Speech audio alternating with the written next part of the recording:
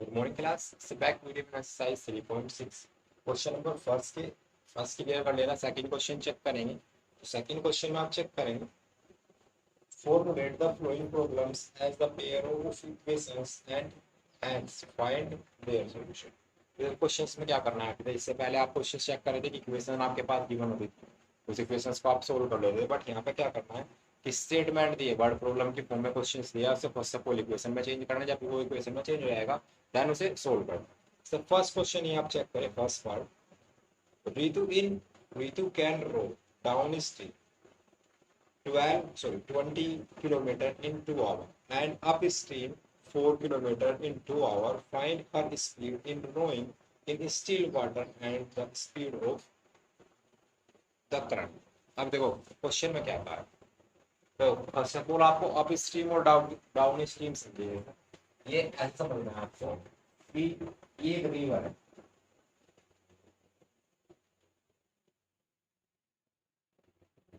ठीक है, या वैसे एक रिवर है. तो इस रिवर में टू कॉन्सेप्ट होंगे. एक तरीके से कोई बोट है या कोई पर्सन है, वो इस डायरेक्शन हम मूव कर रहा है और रिवर की डायरेक्शन भी है. रिवर की डायरेक्शन भी सेम है और बोट की डायरेक्शन भी सेम है. तो उस कंडीशन में जो स्पीड होगी तो दोनों की स्पीड ऐड हो जाएगी. अगर इसकी स्पीड एक्स है और इसकी स्पीड वाई है, मतलब पर्सन की या बोट की स्पीड है हमारे पास एक्स और रिवर की स्पीड है वाई, दोनों की स्पीड ऐड हो जाएगी. तो एक सेकंड कंडीशन होगी जिसमें जो पर्सन हो या बोट हो वो रिवर के अपोजिट डायरेक्शन में. तो उस कंडीशन में जो पर्सन की स्पीड है उसमें से बोट की स्पीड सबस्ट्रैक्ट हो जाएगी. इस वाली कंडीशन को बोलेंगे अप स्ट्रीम और इस वाली कंडीशन को बोलेंगे डाउन स्ट्रीम. क्लियर है. क्वेश्चंस में जो कहा है उसी अकॉर्डिंगली क्वेश्चंस का वैल्यू लेट कर देते हैं. फर्स्ट ऑफ ऑल चेक करेंगे, लेट करिए कि मैं क्या करना है, स्पीड फाइंड करनी है, speed of fluid. First of all let करेंगे, let speed of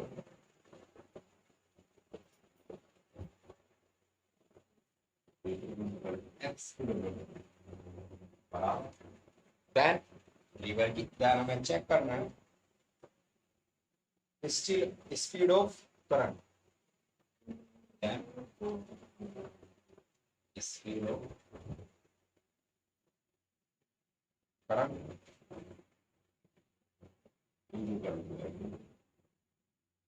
speed of river भी आप यूज कर सकते हैं. Let the speed of river, यहाँ पर आप रिवर यूज करें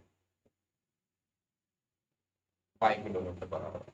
अब दो कंडीशन है देखो, अप स्ट्रीम. तो अप स्ट्रीम में मैंने आपको बताया अप स्ट्रीम जब दोनों की स्पीड क्या होगी, ऐड होगी. जब दोनों की स्पीड क्या होगी, ऐड होगी, तो अप स्ट्रीम.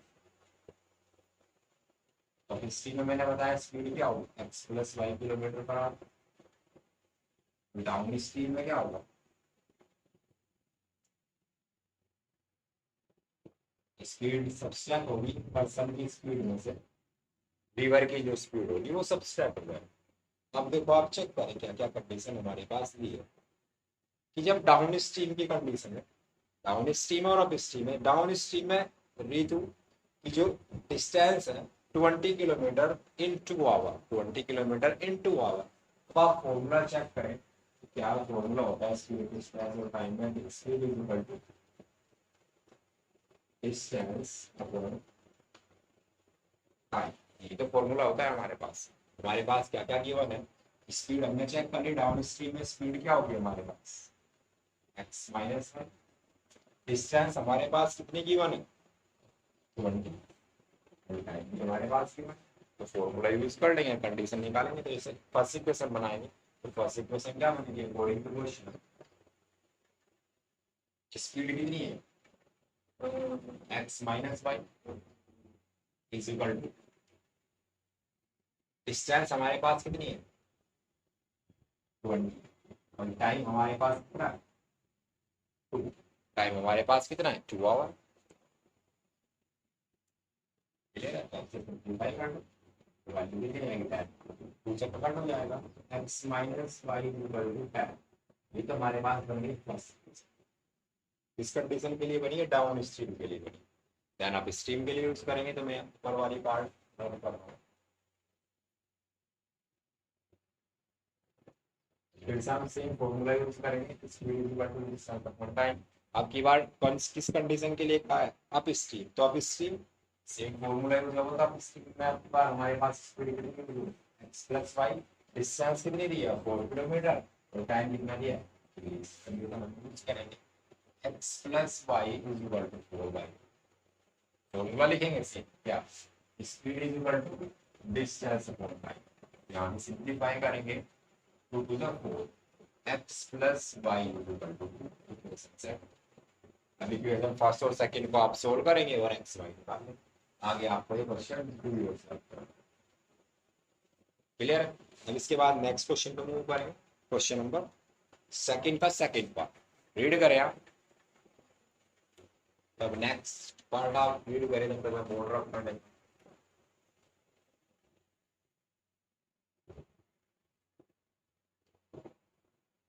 चेक करें क्वेश्चन में क्या था।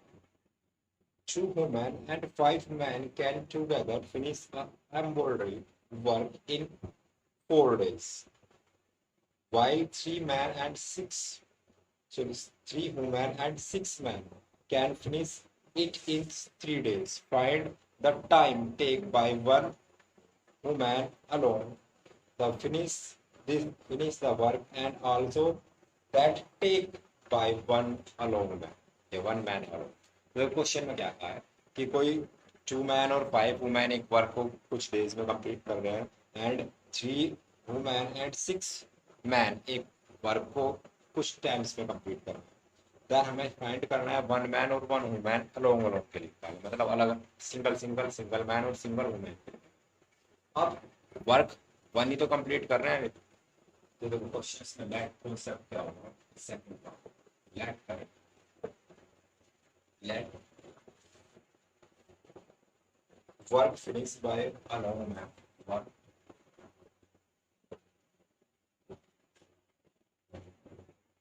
finished by one man is equal to, अब देखो मैं यहाँ पे डायरेक्टली वैल्यू यूज करूंगा 1/x, अब ये 1/x होगा 1/x। अब देखो ये मैं ऐसे बता रहा हूँ कि वन वर्क को 1 मैन x डेज में कंप्लीट कर रहा है, 1 वर्क x डेज में कंप्लीट, 1 वर्क x डेज में कंप्लीट हो रहा है। तो अगर मैं यहाँ से x डेज से 1 डे निकालूं, 1 डे, ये 1 डे का वर्क है, ये 1 डे का वर्क, तो यहाँ से अगर मैं 1 डे की वैल्यू निकालूं तो 1 डे में कितना वर्क होगा, 1/x वर्क होगा। तो ये सेम हमने 1 डे का वर्क है, तो इसी टाइप से यहाँ पे हम 1 डे ही डाल लेंगे। तो यहाँ पे इसी टाइप से चेंज कर लेते हैं, वर्क डन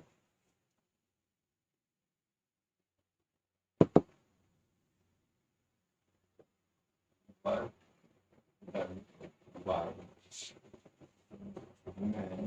इन 1 डे। ठीक है, तो इस वजह से मैं ये डायरेक्टली वैल्यू यूज कर रहा हूँ 1/x। ठीक है, 1/x फेज।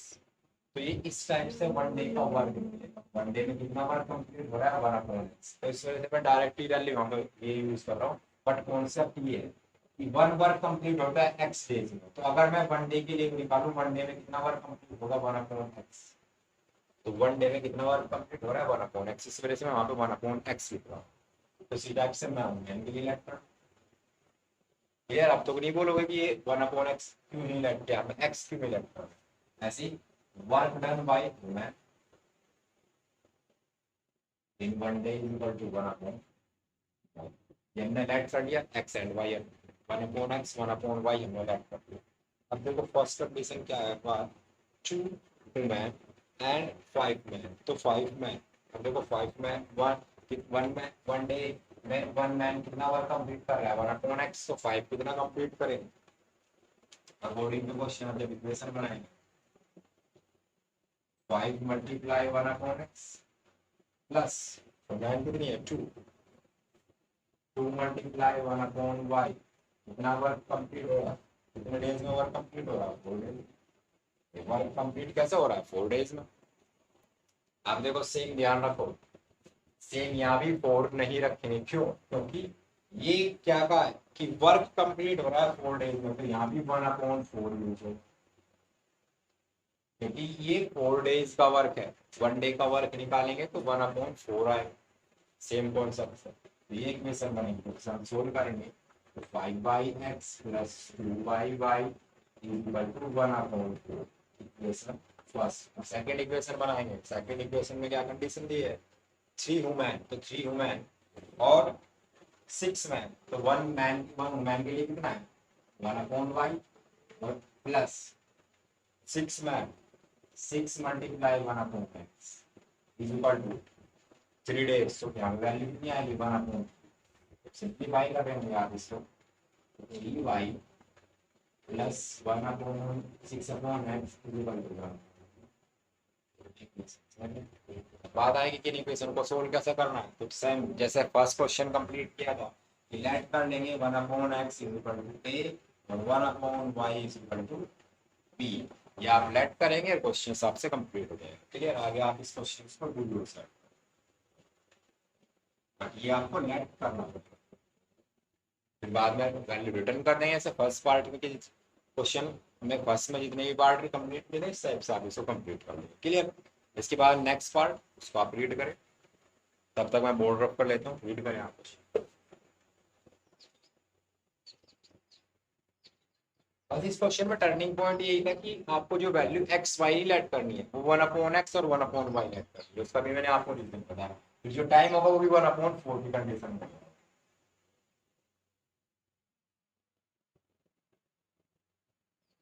रीड करें क्वेश्चन, चेक करें क्वेश्चन में क्या था। Rohit travel 300 kilometre to her homewardly by a train and the bus. अब देखो क्या है, रूही जो अपने घर से ट्रेवल कर रही है बस एंड ट्रेन के through. She takes 4 hours in a travel 16 kilometre by a train and remaining by bus. First condition. Second condition में क्या कहा है, if she travel 100 kilometre by train and remaining by bus, she take 10 minute longer, find the speed of train and the speed of bus. अब देखो question में क्या है, आपके पास बस हो, तो फर्स्ट ऑफ ऑल इन्हीं लेट कर देते हैं, थर्ड पार्ट लेट कर देंगे, let the speed of train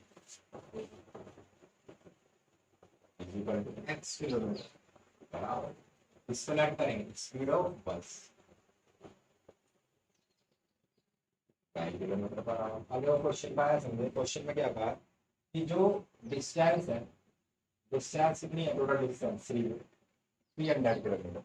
और फर्स्ट कंडीशन में क्या कहा है कि 60 किलोमीटर ट्रेवल हो रही है, 60 किलोमीटर यहाँ से 60 ये ट्रेवल हो रही है ट्रेन से, मैं टी लिखूंगा, ये ट्रेन से ट्रेवल हो रही है, तो लेफ्ट डिस्टेंस कितनी है 240 किलोमीटर, 240 किससे ट्रेवल हो रही है बस। First condition. सेकंड कंडीशन में सेम डिस्टेंस 300 किलोमीटर। आपकी बात किससे ट्रेवल हो रही है, बस का है कि 100 किलोमीटर ट्रेवल हो रही है, तो 100 ट्रेवल हो रही है ट्रेन से, तो कितनी लैप हो जाएगी। बस अब यही कॉन्सेप्ट हम इक्वेशन यूज कर चेक करें तो कैसे इक्वेशन बनाए। तो आप फॉर्मूला चेक करें कि फॉर्मूला आपके पास क्या होता है, speed is equal distance upon time.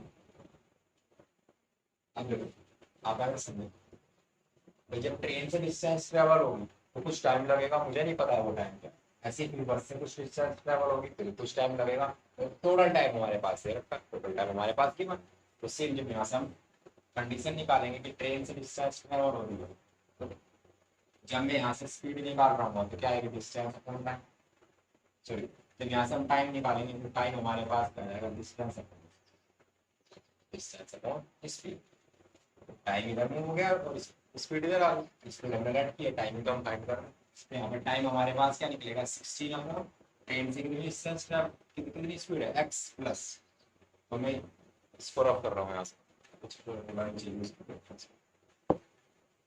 16 upon x plus 240 upon बस से कितनी स्पीड है इज इक्वल टू कितना टाइम टेक हो रहा था 4 और 1 4 इक्वेशन फर्स्ट। सेम फिर से क्वेश्चन कॉन्सेप्ट बनेगा कि लेट 1 अपॉन x और 1 upon y is equal to let 1 upon x is equal to और 1 upon y is equal to. और उसके नेक्स्ट, ये तो फर्स्ट इक्वेशन बन गई। अब सेकंड इक्वेशन में चेक करें 100 किलोमीटर ट्रैवल होगी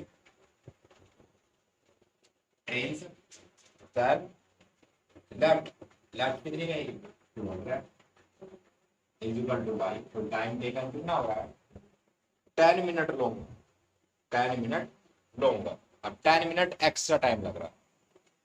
अब 10 मिनट इस लॉन्गर को समझो, देखो बस फर्स्ट ऑफ ऑल टाइम लग रहा था 4 आवर, अब 10 मिनट और एक्स्ट्रा लग रहे हैं तो मैं बोल सकता हूँ 410 मिनट, 4 आवर 10 मिनट्स का टाइम लग रहा है। इन दोनों टाइम्स को मुझे आवर में चेंज करना पड़ेगा, क्योंकि ऑलरेडी आवर में अगर इसमें बोलना है 60 यूज करो तो ये वाली इस टाइप से देखो ऐसे हम 4 आवर तो कंप्लीट है, 10 मिनट को ही हमें चेंज करना है आवर में, तो 1/6 तो ये वैल्यू इस टाइप से बन जाएगी 6 4 24 और 1 25/6। यहाँ पे जो टाइम हमारे पास आएगा 25/6 सेकंड, बस यही समझ में आ रहा है। ये क्या है, पहले 4 आवर कंप्लीट हो गए थे, 10 मिनट्स और लॉन्गर हो गए तो 10 मिनट्स ऐड होगी, 10 मिनट्स को भी हम आवर चेंज कर लेंगे तो 1/6, जब 4 और 1/6 को ऐड करेंगे तो वैल्यू आएगी 25/6।